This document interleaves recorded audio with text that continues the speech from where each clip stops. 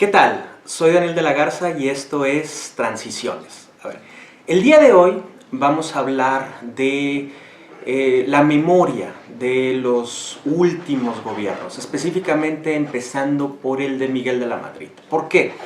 Estamos casi a unos 3 meses de que comenzó el gobierno de Andrés Manuel López Obrador y él mismo lo anunció el 1 de diciembre del 2018 en la toma de protesta como una ruptura con el modelo político y económico anterior, el llamado modelo neoliberal.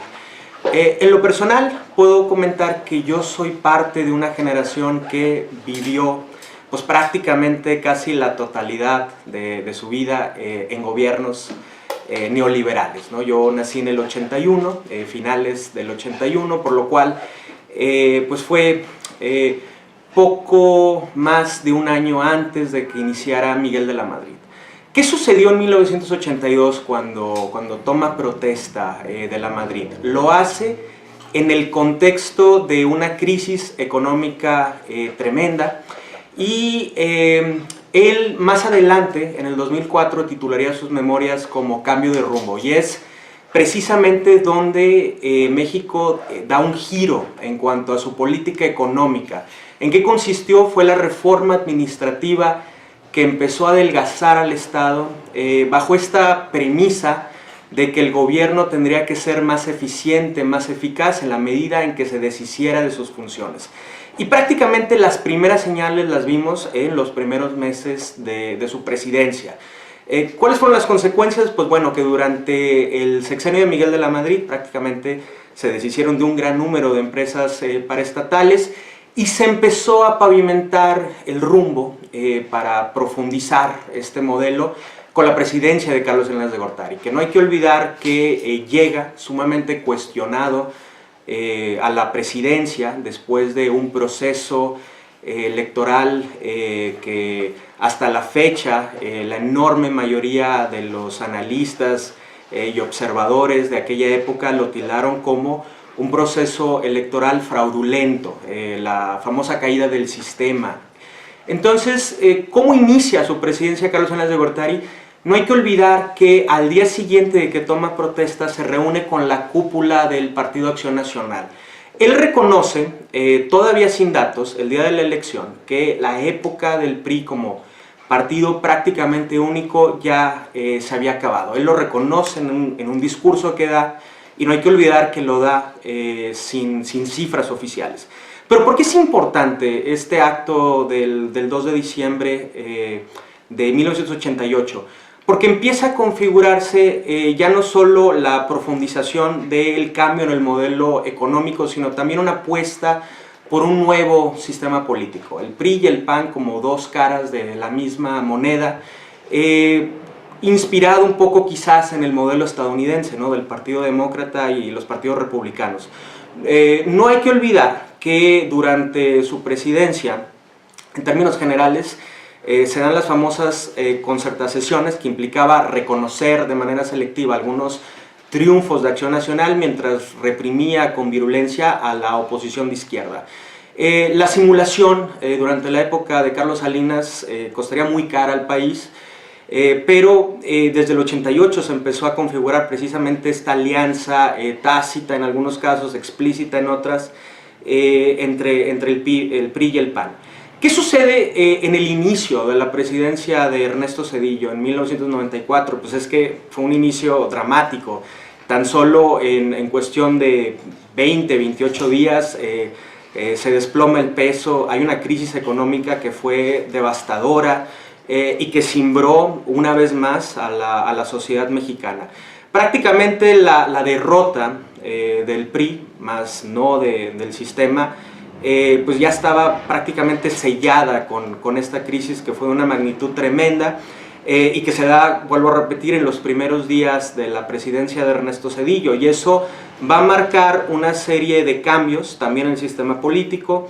La reforma electoral de 1996, por ejemplo, el hecho de que la izquierda gana por vez primera en las primeras elecciones que se convocan para la jefatura de gobierno del entonces Distrito Federal. Pero bueno, todas esas señales de lo que sucede en los años 90 no se pueden entender sin lo que sucede en los primeros meses. Llegamos al año 2000 cuando gana Vicente Fox, el primer candidato de supuesta oposición, o por lo menos de un partido distinto al PRI.